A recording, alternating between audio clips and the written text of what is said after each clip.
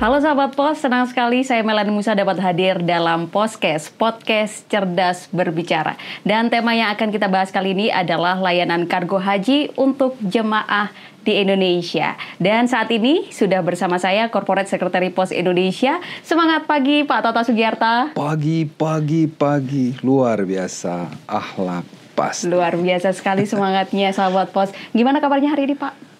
Alhamdulillah, baik. Kali ini kita akan membahas nih Pak, layanan kargo haji Pos Indonesia untuk jemaah yang sedang beribadah haji di Mekah. Pak, mungkin boleh diceritakan sedikit kepada sahabat Pos Pak, sebenarnya layanan kargo haji dari Pos Indonesia ini seperti apa? Oke, gini ya sahabat Pos, sebetulnya jauh hari sebelum hari ini, artinya sekitar 5-10 tahun yang lalu, Pos Indonesia sudah pernah punya proyek ini. Jadi pada saat itu, dan namanya juga sama, kargo haji. Cuman memang mungkin pada saat itu belum siap. Belum siap itu dalam pengertian mungkin strateginya kurang tepat, kemudian infrastruktur belum terbentuk. Jadi dulu itu kita bergerak sendiri di sana. Jadi sekitar tahun 2010-an lah itu kargo haji ini sudah memberangkatkan orang juga ke sana dan sudah mencoba mengirimkan, tetapi di luar ekspektasi sambutannya jelek ya, artinya nggak berhasil lah gitu, karena yang dikirim sedikit, orang nggak banyak yang nggak tahu, dan ada kendala-kendala pada saat pengiriman. Nah, barulah setelah kita melakukan review kembali, ini sebetulnya apa kendalanya. Nah, bahkan sebelum jauh sebelum ini, kita belum di tahun, mungkin persiapannya sekitar 2-3 tahun yang lalu. Itu sampai kita berangkat ke sana, memberangkatkan orang, akhirnya bertemu dengan partner di sana. Disitulah sebetulnya kuncinya. Karena terus terang saja bahwa kendalanya adalah bahwa kita di sana memang tidak memiliki infrastruktur sendiri. Artinya apa ya?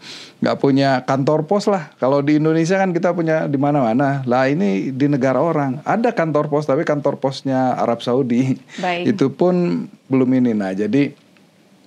Nah, baru tahun 2024 kemarin kita first time kita coba lagi dengan sistem yang baru, dengan pola yang baru, dan tentu saja kali ini kita sudah berpartner dengan pihak yang punya jaringan dan infrastruktur logistik di Arab Saudi.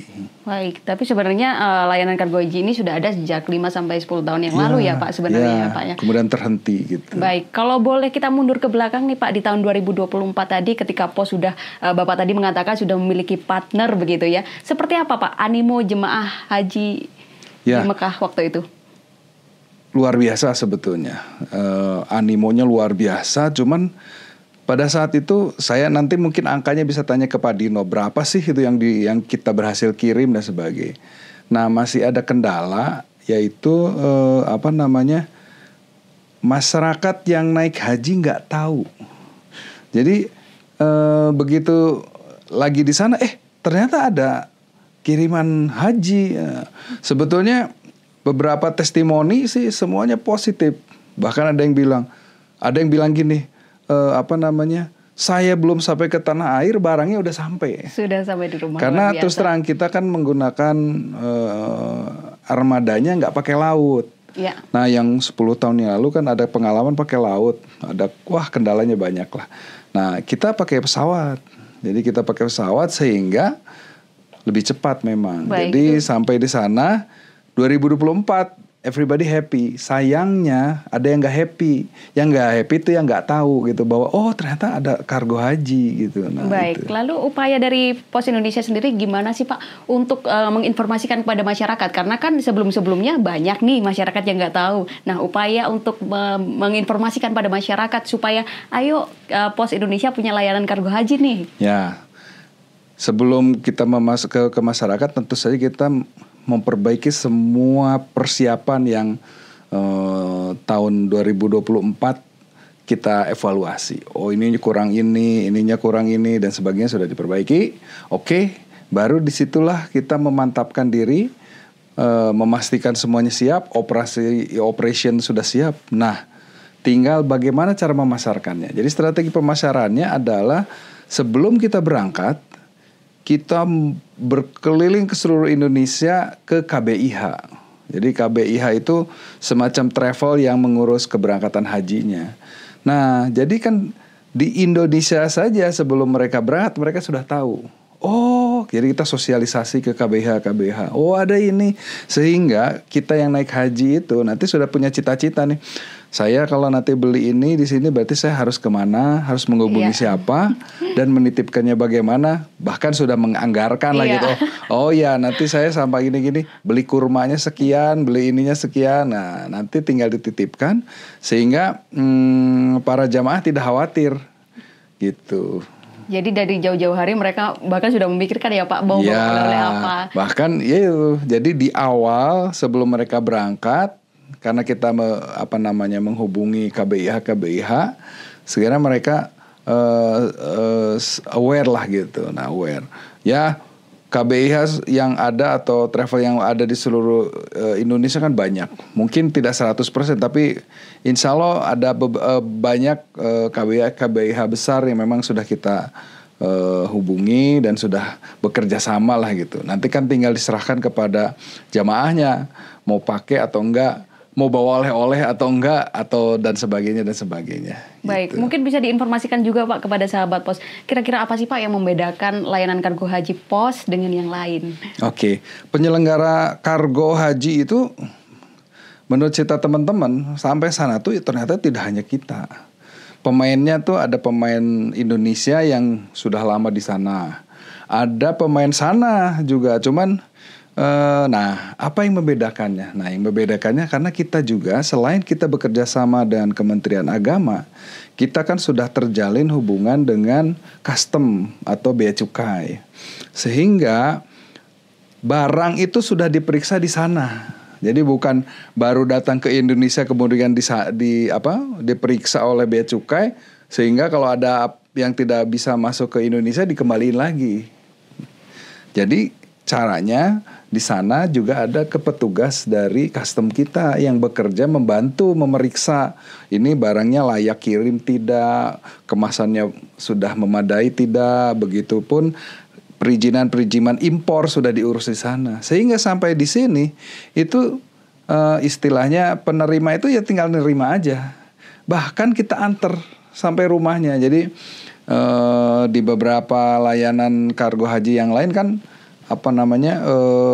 suruh datang ke kantornya, kemudian begitu datang, Pak ini ada biaya impor sekian, waduh udah ada biaya lagi deh, gini. Nah itu yang membedakan kita itu karena kita ini sebagai BUMN, kita berpartner juga dengan lembaga atau kementerian, ya, dalam hal ini Kementerian Agama dan Kementerian Keuangan, Sekiu, custom atau bea cukai gitu. Dengar-dengar juga ada ini ya Pak, layanan antar jemput juga ya Pak ya? Iya. Dan itu gratis ya Pak? Dan itu sudah include sebetulnya kalau kita ini kan itu ya seolah-olah gratis, sebetulnya itu udah include lah. Jadi ya jangan khawatir bahwa diantar nanti diminta lagi ongkos antarnya, enggak, karena itu sudah include apa yang sudah dibayarkan di Arab Saudi gitu. Baik, dan itu bayarnya juga mudah. Itu kami menerima pembayaran tidak hanya cash, tapi semua pembayaran cashless menggunakan layanan bank apa saja. Ya. Dan bahkan juga sebenarnya kalau memiliki QRIS bisa membayar di sana menggunakan QRIS. Karena kan itu antara orang Indonesia lah itu. Jadi artinya masih bisa menggunakan berbagai cara pembayaran termasuk QRIS, dan nanti mungkin kita juga ada disediakan virtual account dan sebagainya. Jadi sangat dimudahkan lah itu. Baik, jadi jamaah haji tidak perlu repot-repot datang ya Pak. Sebenarnya ada layanan jemput untuk barang-barang yang mau dikirimkan. Ya, begitu, jadi Pak, sebenarnya lebih sederhananya kita siap menjemput dan membuka layanan terdekat dari maktab atau pemukiman para jemaah gitu. Jadi nanti jemaah oleh KBIH-nya, oleh travelnya kan dikasih tahu, Bapak Ibu kalau mau ini ada di misalnya di lantai sekian atau di lobi atau di depan hotel. Itu hampir semua saya lupa titiknya ada berapa, tapi nanti Pak Dino bisa cerita. Titiknya itu ada sekian titik yang kita punya layanan besarnya, ada titik-titik kecilnya, bahkan ada schedule untuk dijemput dan sebagainya. Oke, baik. Berarti seluruh petugas yang diberangkatkan ke sana itu disebar ya Pak di beberapa titik ya? Betul. Oke, berarti tidak perlu khawatir untuk jemaah haji ya. Ya. Jadi nanti di sana akan banyak sekali petugas dari Pos Indonesia tentunya yang melayani kargo haji untuk jemaah haji di Indonesia. Nah, ini pertanyaan terakhir nih Pak, apakah ada hubungannya dengan Pos Indonesia menjadi logistik company? Nah, ini kan bukan kerjaan kurir. Ini itu adalah kerjaan logistik. Karena kalau pekerjaan kurir itu ciri khasnya ya barangnya kecil. Kemudian rata-rata itu kirimannya dalam negeri aja. Nah, sekarang kan tidak hanya menyangkut barang yang lebih besar dan ukuran besar, berat. Ya. Bahkan konon katanya ada yang ngirim karpet. Jadi bayang itu karpet itu sekian meter gitu kan, yang tadinya bingung karena salah satu oleh-oleh di sana yang cukup menarik juga adalah beli karpet. Kalau beli unta kayaknya belum ada. Jadi yang beli karpet ukurannya besar itu kan kargo. Ya. Tapi yang namanya logistik itu kan tidak hanya kargo. Urusan kepabeaannya, kemudian freight forwarding, pengangkutan, packagingnya hingga sampai ke Indonesia itu pekerjaannya itu digolongkan ke dalam pekerjaan logistik, karena logistik itu kan istilahnya supply chain management lah, ya. Mulai dari penggudangannya, pengangkatannya hingga nanti sampai di tujuan. Nah, inilah salah satu bahwa Pos Indonesia sangat concern untuk bergerak dalam bidang logistik. Nah, kita nantikan ini sebetulnya agak sedikit rahasia, tapi nggak apa-apa, saya bocorin aja. Nanti kita tidak hanya terbatas untuk kargo haji, ada kargo umroh. Kalau haji kan hanya di musim haji ya. Ya, betul. Nanti kargo umroh katanya ini sedang dipelajari visibility-nya dan sebagainya. Nanti kita insya Allah akan bekerja sama juga untuk menyediakan kargo umroh. Karena umroh itu all years, hampir setiap bulan tuh ada aja yang pergi umroh gitu. Bahkan kemarin kan sebelum haji ditutup dulu, dibersihkan seperti biasa mau haji. Jadi beberapa yang umroh itu sudah tertutup. Nah, bagi perusahaan itu sebuah challenge ya, sebuah tantangan nih. Ini bagaimana? Tetapi sebetulnya bagi terutama kaum muslim di Indonesia itu sangat membantu. Jadi kalau kita umroh pun tidak sedikit juga yang banyak oleh-oleh banyak gitu ya. Jadi sehingga ada memang ini untuk menjawab tantangan ketika ada excess baggage ketika harus pulang. Tahu sendiri dong kalau kita bayar sendiri ke maskapai itu mahal ya Pak. Wow, apalagi ini dari sana kan, jangan-jangan harga barang sama harga ongkos kirimnya lebih mahal gitu. Nah ini kita membuka nantilah, belum kita canakan, tapi itu ada kemungkinan. Sementara ini mudah-mudahan di kargo haji tahun 2025 ini kalau memang nanti berjalan lancar.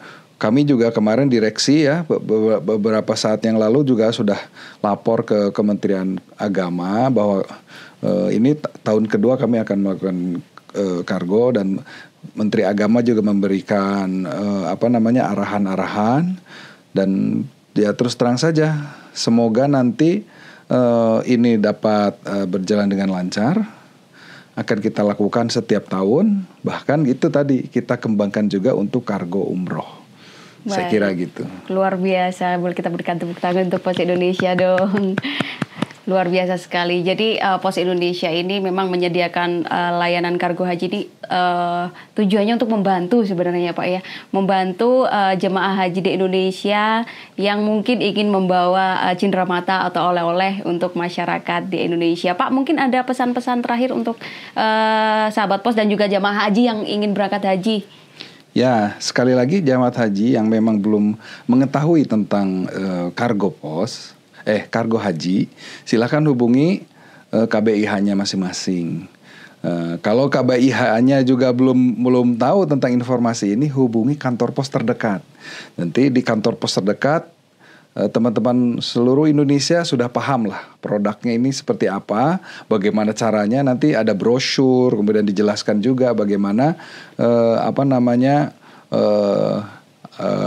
cara mendapatkan layanan kargo haji. Tapi kalau masih bingung apa segala macam, yang paling gampang buka websitenya Pos, www.posindonesia.co.id, atau di semua sosmed kita, di IG kita ada, di Facebook ada, TikTok ada, semuanya ada.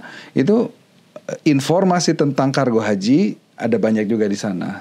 Nanti, yang terakhir, semuanya lupa, semuanya bingung, call center 1.500.161. Call center insya Allah juga akan segera menjawab. Jadi kalau kita call center, nanti akan dijawab dan dijelaskan sesuai dengan informasi yang ada.